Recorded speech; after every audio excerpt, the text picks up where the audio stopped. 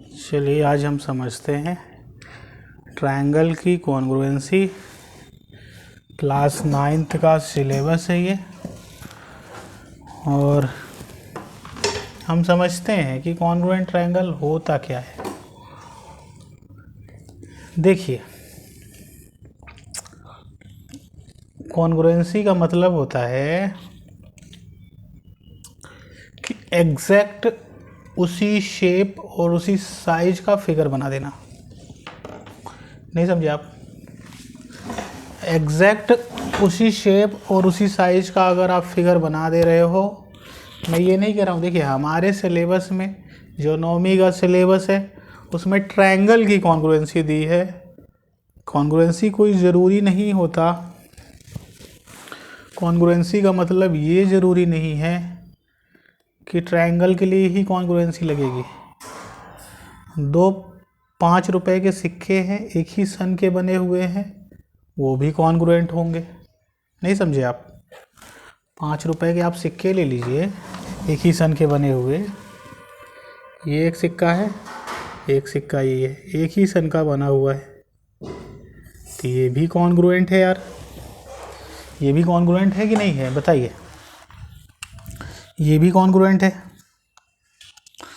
2 सिक्का ले लीजिए 5 रुपए का, एक ही सन का बना हुआ, कॉन्ग्रुएंट होगा यार। क्यों नहीं होगा? बिल्कुल होगा, एब्सोल्युटली होगा। कॉन्ग्रुएंस का मतलब होता है एग्जैक्ट सेम शेप। देखिए, देखने में कैसे लग रहे हैं दोनों? देखने में कैसे लग रहे हैं? सिक्का सर्कुलर लग रहे हैं, दोनों ही सर्कल जैसे दिख रहे हैं। दिख रहे हैं कि नहीं?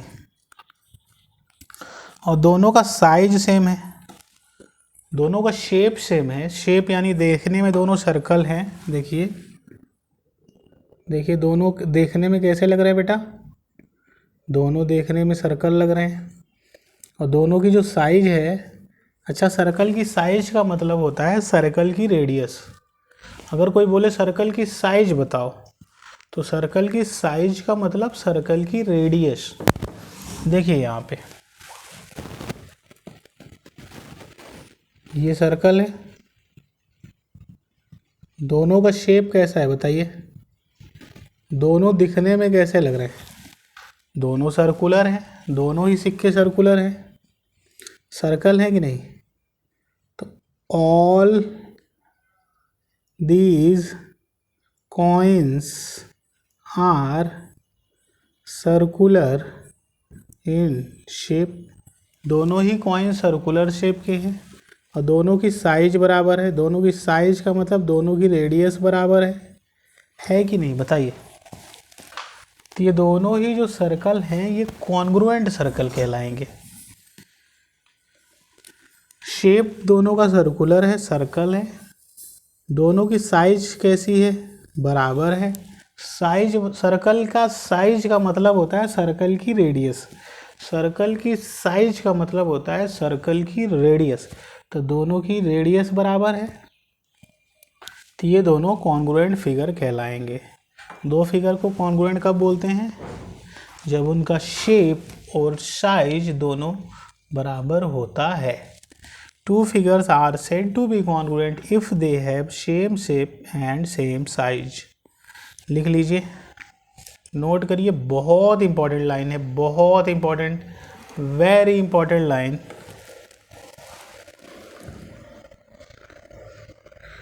Two figures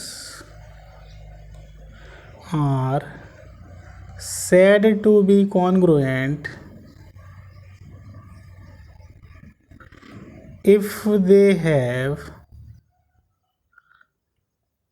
same shape and same size।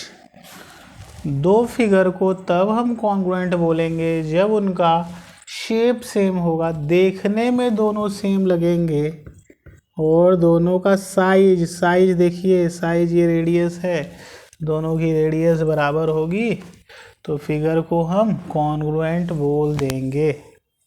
Clear है? इस चैप्टर में हम लोग स्टडी करेंगे fundamental concept of geometry known as congruence. हम लोग ज्योमेट्री का एक बहुत महत्वपूर्ण। लेकिन हाँ, हम यहाँ सर्कल की कॉन्ग्रुएंसी नहीं देखेंगे।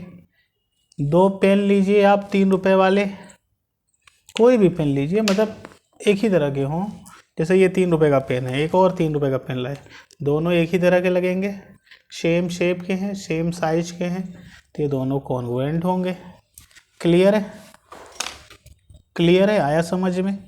तो 2 फिगर जिनका शेप सेम होता है और जिनकी साइज सेम होती है, ऐसे फिगर को कॉन्ग्रुएंट फिगर कहते हैं। तो हमें ट्रायंगल की कॉन्ग्रुएंसी नहीं पढ़ना है, हमें सर्कल की भी कॉन्ग्रुएंसी नहीं पढ़ना है, हमें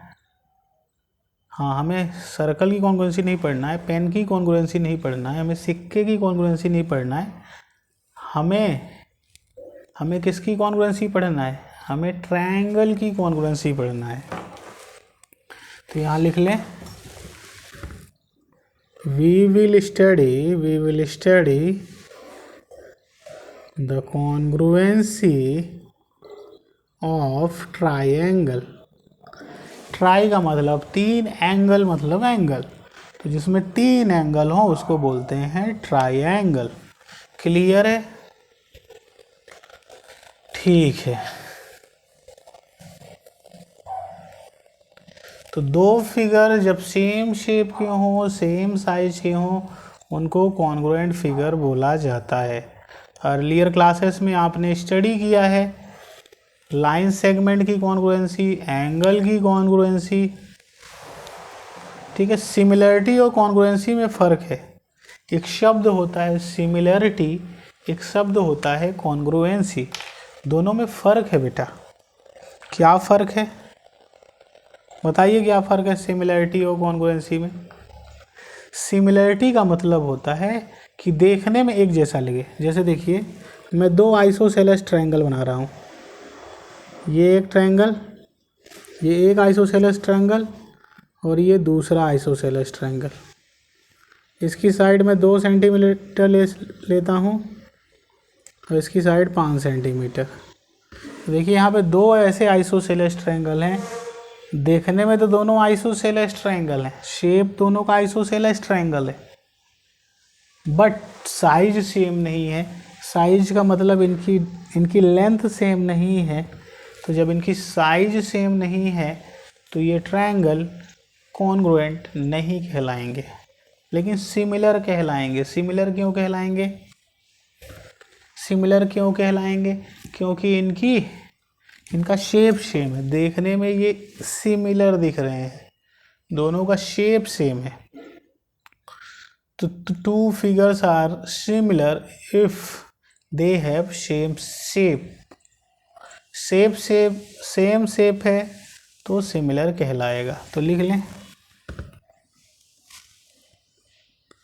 2 figures are similar if they have same shape।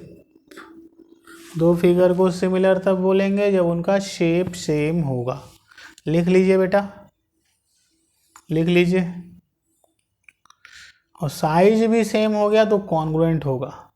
अच्छा, जितने कॉन्ग्रुएंट होंगे उनका शेप तो सिमिलर होगा ही, तो जितने फिगर कॉन्ग्रुएंट होंगे वो सिमिलर ज़रूर होंगे, लेकिन सभी सिमिलर कॉन्ग्रुएंट नहीं होंगे।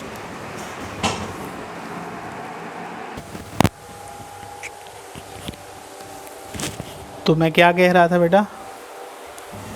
मैं ये कह रहा था कि अगर 2 फिगर हैं, क्या 2 फिगर हैं, दोनों का शेप सेम है,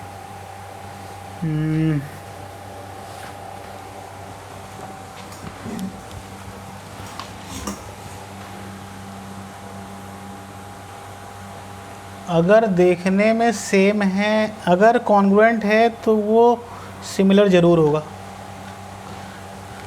if figure is congruent it is also similar.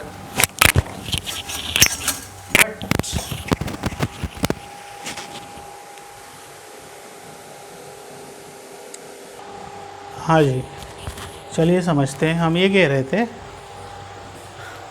क्या कह रहे थे कि अगर कॉन्ग्रुएंट है तो सिमिलर तो होगा ही भाई।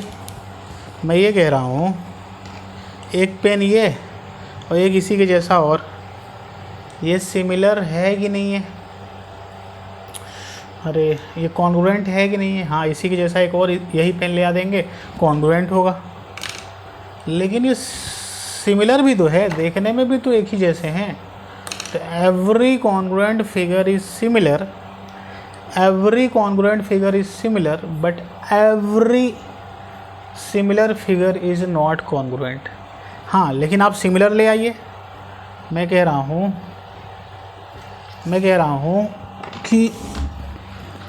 कि आप ये दो आइसोसेलेस ट्रायंगल ले आइए, ये ट्रायंगल 1 और ट्रायंगल 2, दो आइसोसेलेस ट्रायंगल हमने ले आया, लेकिन ये सिमिलर तो हैं लेकिन कॉन्ग्रुएंट नहीं है। तो two isosceles triangle are similar, देखिए साइज अलग अलग है ना, तो ये सिमिलर हैं, they are similar but not congruent. Congruent क्यों नहीं है? क्योंकि इनकी साइज सेम नहीं है, इसलिए कॉन्ग्रुएंट नहीं है। और सिमिलर क्यों है?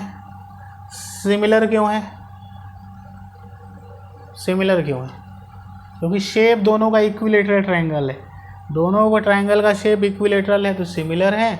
और साइज सेम नहीं है, इसलिए ये कॉन्ग्रुएंट नहीं है। तो शेप अगर सेम मिल रहा है तो वो, अगर शेप सेम मिल रहा है तो वो क्या होगा? सेम शेप मिल रहा है तो क्या होगा? सिमिलर जरूर होगा। ठीक है, इस चीज़ का ध्यान रखिए। In earlier classes you have studied the congruence of two line segment. आपने पढ़ा है पिछली कक्षा में, क्या पढ़ा है बताइए? आपने क्या पढ़ा है कि दो लाइन सेगमेंट कॉन्ग्रुएंट कब होंगे? मान लीजिए एक लाइन सेगमेंट ए बी है और दूसरा लाइन सेगमेंट सी डी है, ये कॉन्ग्रुएंट कब होंगे? ये दो लाइन सेगमेंट कॉन्ग्रुएंट कब होंगे? बताइए कब कॉन्ग्रुएंट होंगे? अगर इनकी लेंथ ए बी की लेंथ सी डी के बराबर आ जाए। मैं यहाँ लिख दूँ, अगर लेंथ ऑफ ए बी और लेंथ ऑफ सी डी अगर बराबर है तो लाइन सेगमेंट हमेशा कॉन्ग्रुएंट होंगे। लिख लीजिए, two line segment are congruent if they have equal length. लिख लीजिए, दो लाइन सेगमेंट कॉन्ग्रुएंट तब होते हैं जब उनकी लेंथ बराबर हो। लिखिए, बहुत इंपॉर्टेंट लाइन है, लाइन सेगमेंट की कॉन्ग्रुएंसी पढ़ रहे हैं, यहाँ पे ट्रायंगल की कॉन्ग्रुएंसी नहीं बोला है हमने लाइन सेगमेंट की कॉन्ग्रुएंसी बोली है कि दो लाइन सेगमेंट कॉन्ग्रुएंट तब होते हैं जब उनकी लेंथ बराबर हो। लिखिए, two line segment are congruent if their length are equal. लिखिए, two line segment are congruent if their length are equal. तो मान लीजिए हमारे पास दो लाइन सेगमेंट है, कौन? ए बी और सी डी। हमारे पास दो लाइन सेगमेंट हैं, कौन? ए बी और सी डी। तो अगर लेंथ ऑफ ए बी अगर लेंथ ऑफ सी डी के बराबर है तो ये लाइन सेगमेंट कॉन्ग्रुएंट होंगे। देखिए शेप कैसा है, ये लाइन जैसा है, और साइज दोनों की यानी दोनों की लेंथ बराबर है, तो ये दोनों फिगर कॉन्ग्रुएंट होंगे। तो लिख लें यहाँ पे, two line segment are congruent if they have same length.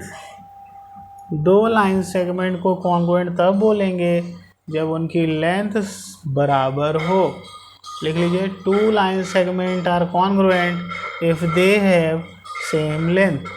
Two line segment are congruent if they have same length. लिख लीजिए बेटा, दो लाइन सेगमेंट को हम कॉन्ग्रुएंट तब बोलेंगे जब उनकी लेंथ बराबर हो। लिख लीजिए। अच्छा, कॉन्ग्रुएंस ऑफ एंगल देखते हैं कि एंगल कॉन्ग्रुएंस कब होंगे। चलिए इसको भी देख लेते हैं। लिखिए फटाफट, लिखिए। Two line segment, two angles are congruent if their measures are equal. दो एंगल कॉन्ग्रुएंट तब होते हैं जब उनका मेजरमेंट इक्वल हो। लिखें, लिखिए लिखिए लिखिए, वेरी वेरी इंपॉर्टेंट लाइन। लिखें बेटा, लिखें लिखें फटाफट। Two angles are congruent only if their measures are equal. लिखें, कॉन्ग्रुएंस ऑफ एंगल्स, एंगल की कॉन्ग्रुएंसी हम देखने जा रहे हैं। यहाँ पे लिखेंगे टू एंगल्स आर कॉन्ग्रुएंट, दो एंगल कॉन्ग्रुएंट तब होते हैं if their measures are equal, अगर दो एंगल का मेजरमेंट सेम है तो एंगल कॉन्ग्रुएंट होगा। कैसे बेटा? देखिए कैसे, देखिए कैसे, देखिए देखिए देखिए कैसे। कैसे कहेंगे भाई दो एंगल कॉन्ग्रुएंट है? तो उनका दो एंगल अगर मेजरमेंट सेम है तो एंगल कॉन्ग्रुएंट होंगे। तो देखिए, ये angle B, this is A, this is C. तो ये दोनों एंगल का देखिए, दोनों एंगल, ये एंगल मान लेते हैं। ये कहाँ पे एंगल बन रहा है? ए पे, तो इसको पढ़ेंगे बी ए सी। ये एंगल क्या होगा? बी ए सी। ये ए पे एंगल बन रहा है इसलिए ये बी ए सी। अच्छा, अगला वाला देखें, अगला वाला देखें। ये क्या एंगल है भाई? ई डी एफ। तो दोनों एंगल का मेजरमेंट अगर सेम है तो ये दोनों एंगल कॉन्ग्रुएंट होंगे। तो लिख लें, two angles having same measure, two angle having same measure are congruent. दो एंगल जिनका मेजरमेंट सेम हो उनको कॉन्ग्रुएंट एंगल बोलते हैं। लिख लीजिए, two angle having same measure are called congruent angle. Two angle having same measurement are called congruent angle. Two angle having same measure are called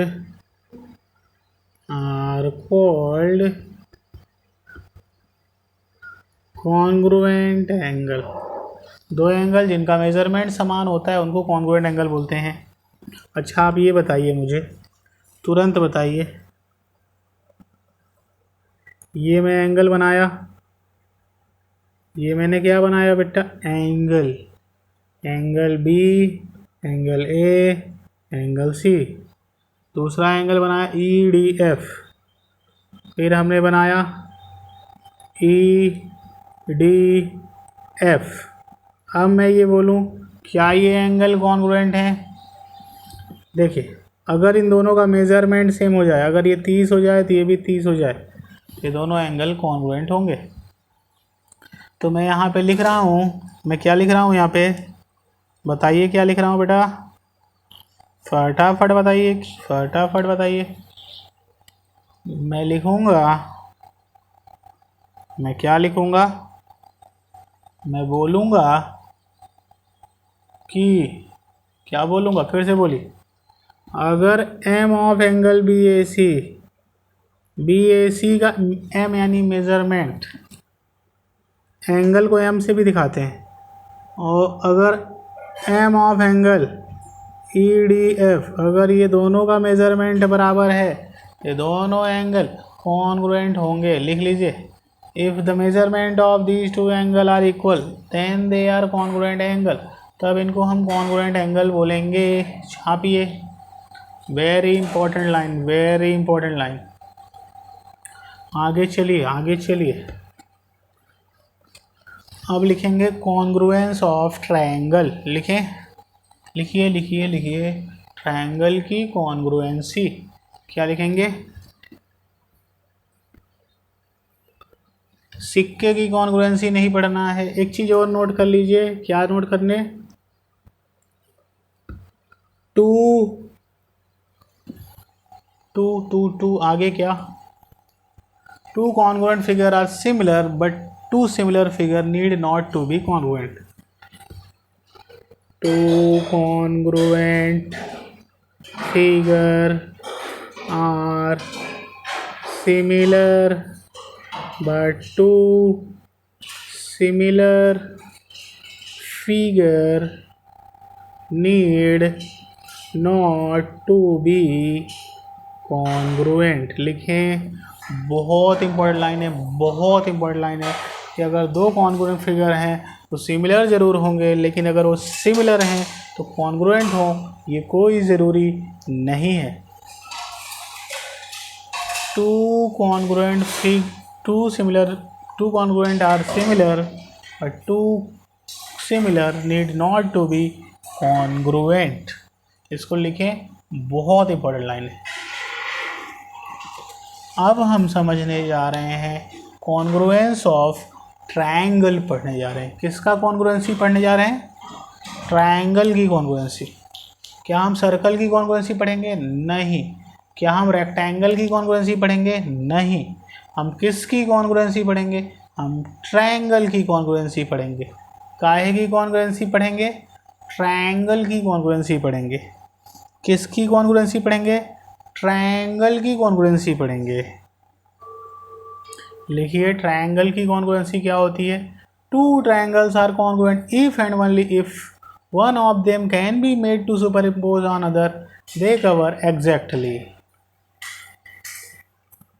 ये देखिए, ये ए बी सी ट्रायंगल है कि नहीं?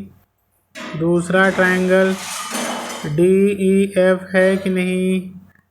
तो जब इस ट्रायंगल को इसके ऊपर सुपर इम्पोज कर देते हैं, रख देते हैं, क्या कर देते हैं? इसको, इस ट्रायंगल को इसके ऊपर रख देते हैं, जिससे कि जब इसको इसके ऊपर रखें तो ये पूरा का पूरा कवर कर ले, कोई भी पार्ट बाहर ना निकला हो।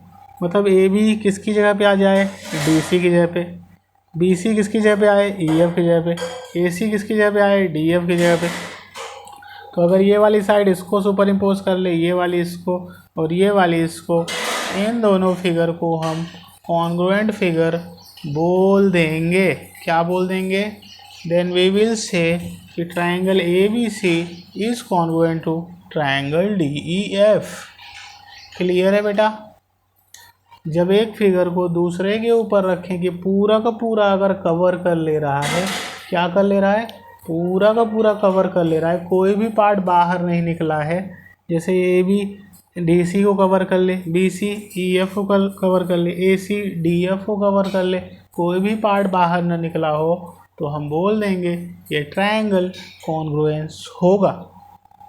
नहीं समझे आप? तब इन ट्रायंगल को कॉन्ग्रुएंस बोला जाएगा।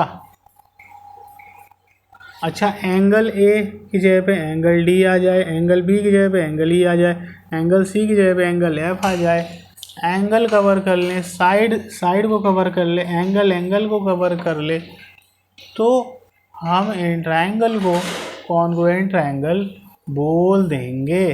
क्लियर है? क्लियर है? चलिए, बहुत बढ़िया, बहुत बढ़िया। Consequently, we get 6 equalities, 3 the corresponding side and 3 corresponding angle। तो देखिए, इसकी करस्पॉन्डिंग ये साइड है, इसकी करस्पॉन्डिंग ये है, इसकी करस्पॉन्डिंग ये है। तो अगर इनकी करस्पॉन्डिंग साइड इक्वल हो और इनके करस्पॉन्डिंग एंगल इक्वल हो जाएं, मतलब ए बी किसके ऊपर फॉल कर जाए? डी सी के ऊपर, यानी ए बी की लेंथ डी सी के बराबर हो, बी सी की लेंथ ई एफ के बराबर हो, ए सी की लेंथ डी एफ के बराबर हो, तो ये ट्रायंगल कॉन्ग्रुएंट ट्रायंगल कहलाएंगे। कहलाएंगे कि नहीं कहलाएंगे बेटा? बिल्कुल कहलाएंगे। ठीक है? ठीक है। and if superimposition is exact, the triangle are congruent, the corresponding side and triangle are congruent, consequently we get 6 equalities, 3 of corresponding side and 3 of corresponding angle. हमें 6 इक्वलिटीज़ मिलेगी, 3 साइड की इक्वलिटीज़ और 3 एंगल, ये साइड इसके बराबर, ये साइड इसके बराबर, ये साइड इसके बराबर, तो साइड की इक्वलिटी मिल रही है और एंगल की इक्वलिटी मिल रही है, तो दोनों ट्रायंगल कॉन्ग्रुएंट होंगे। क्लियर है?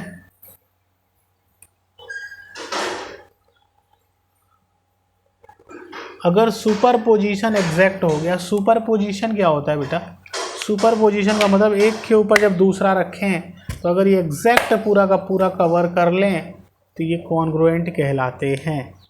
क्लियर?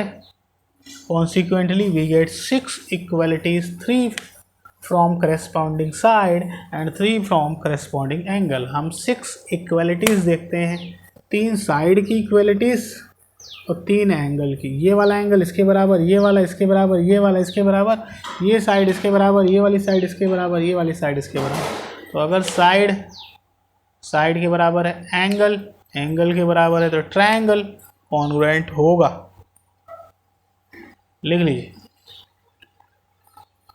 इसका मतलब मैं ये कह रहा हूँ कि ए वाला वर्टेक्स डी पे लाई कर जाए, ए वाला वर्टेक्स ऐसे 2 तीर लगा लीजिए, डी पे आ जाए, बी वाला वर्टेक्स किस पे आ जाए?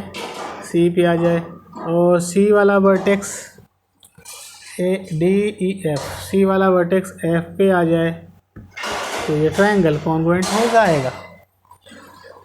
और क्या हो जाए? ये 3 ये वर्टेक्स की जिस दो साइड जिस बिंदु पे मिलती हैं उस बिंदु को वर्टेक्स कहते हैं। 2 साइड जिस बिंदु पे मिलती हैं उस बिंदु को वर्टेक्स कहते हैं। ये साइड इस बिंदु पे मिली, वर्टेक्स, ये वर्टेक्स। क्लियर है? लिख लीजिए। ए बी साइड किसके बराबर हो जाए? A B side D C के बराबर हो जाए, B C side E F के बराबर हो जाए, A C side D F के बराबर हो जाए, तो ये कॉन्ग्रुएंट कहलाएंगे। क्या कहलाएंगे बेटा? और क्या हो जाए? करस्पॉन्डिंग वर्टेक्स इक्वल हो जाए। ए का करस्पॉन्डिंग डी था, ये हो जाए, बी का करस्पॉन्डिंग ई था, सी का करस्पॉन्डिंग एफ था, वर्टेक्स इक्वल हो जाए, इनकी करस्पॉन्डिंग साइड इक्वल हो जाए और इनके करस्पॉन्डिंग एंगल इक्वल हो जाए। ए का करस्पॉन्डिंग कौन है? एंगल ए का करस्पॉन्डिंग एंगल डी है, एंगल बी का करस्पॉन्डिंग एंगल ई है, एंगल सी का करस्पॉन्डिंग एंगल एफ है। अगर ये बराबर हो गए बेटा तो ट्रायंगल कॉन्ग्रुएंट हो जाएगा। ठीक है?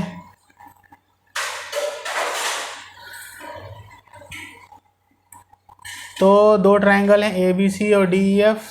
ये फॉलोइंग 6 मैचिंग हैं, 6 मैचिंग दी हैं। एक ए डी को करस्पॉन्डिंग कर दे, बी सी को, बी ई को, सी एफ को, तो हम बोल देंगे ये दोनों ट्रायंगल कॉन्ग्रुएंट होंगे। लिख लीजिए, लिख लीजिए, फटाफट लिखिए।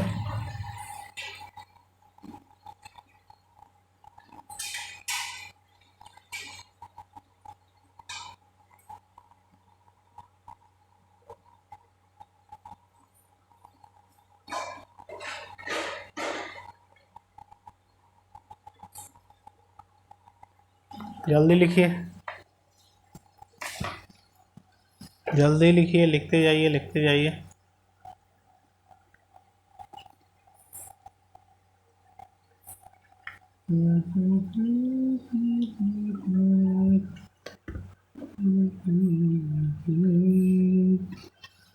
अगर मान लीजिए ए वाला करस्पॉन्डिंग है डी के, बी वाला करस्पॉन्डिंग है ई के और सी वाला करस्पॉन्डिंग है एफ के, तो हम ए बी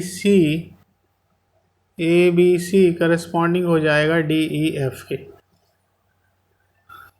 अगर ए वाला करस्पॉन्डिंग है ई के, बी वाला करस्पॉन्डिंग है एफ के एंड सी वाला करस्पॉन्डिंग है डी के, तो हम बोलेंगे ए बी सी करस्पॉन्डिंग हो जाएगा ई एफ डी के। क्लियर है? अगर ए वाला करस्पॉन्डिंग है एफ के, बी वाला करस्पॉन्डिंग है डी के एंड सी वाला करस्पॉन्डिंग है ई के, तो हम बोल देंगे, क्या बोल देंगे? A B C F D E के बराबर हो जाएगा। क्लियर है? इस तरह से आप लिख लीजिए। ऐसे बहुत सारे पेयर बन सकते हैं। तो ए बी सी की जगह पे एफ डी ई आ जाएगा। ठीक है। If triangle A B C is congruent to triangle D E F, अगर A B C triangle D E F के कॉन्ग्रुएंस है, then in one of these 6 matching triangle ABC superimpose on the DEF exactly in that particular matching corresponding side and angles will be congruent। अगर मान लीजिए एक triangle है कौन, ABC, triangle ABC, अब वो कॉन्ग्रुएंट है, ये कॉन्ग्रुएंट का सिंबल है किसके, DEF के। Then in one of these 6 matching ABC superimposes to DEF।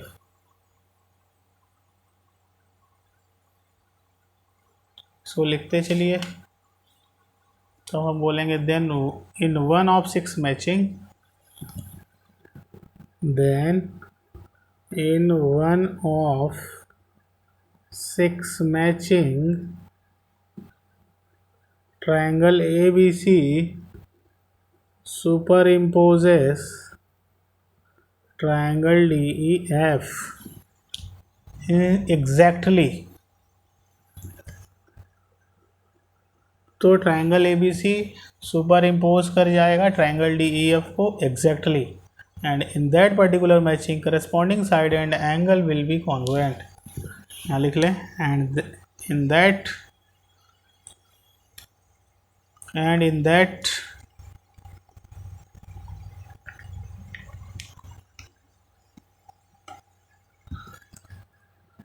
and in that matching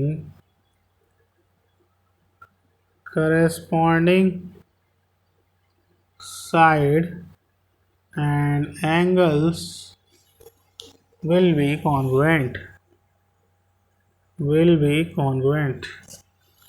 as per R D Sharma हम ये डिस्कस कर रहे हैं consequently we will have 3 equalities of corresponding side and 3 equalities of corresponding angle। हमारे पास 3 equality होती है corresponding side की और 3 होती हैं करस्पॉन्डिंग एंगल की। कौन सी करस्पॉन्डिंग साइड की होती है? अच्छा, 3 करस्पॉन्डिंग साइड की होती है, 3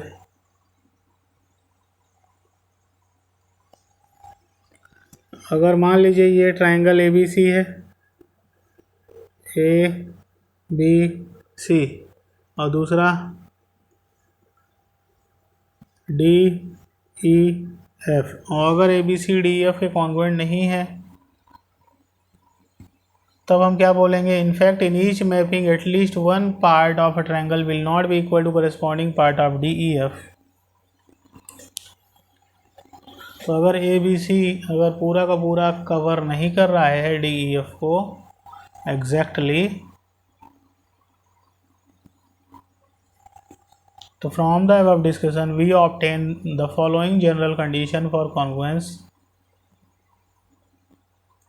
तो देखिए उपरोक्त डिस्कशन से ये पता चल रहा है, जितनी भी डिस्कशन हमने किया उससे ये पता चल रहा है कि 2 triangles are congruent if and only if there exists a correspondence between vertices such that the corresponding side and corresponding angle of 2 triangles are equal or congruent। 2 triangle congruent कब होते हैं? 2 ट्रायंगल कॉन्ग्रुएंट कब होते हैं? जब उनकी corresponding side और corresponding angle क्या हो, इक्वल हो या कॉन्ग्रुएंट हो। तो देखिए यहाँ पे एक ट्रायंगल क्या है ABC और दूसरा ट्रायंगल है DEF। तो अगर इनकी करस्पॉन्डिंग साइड इक्वल है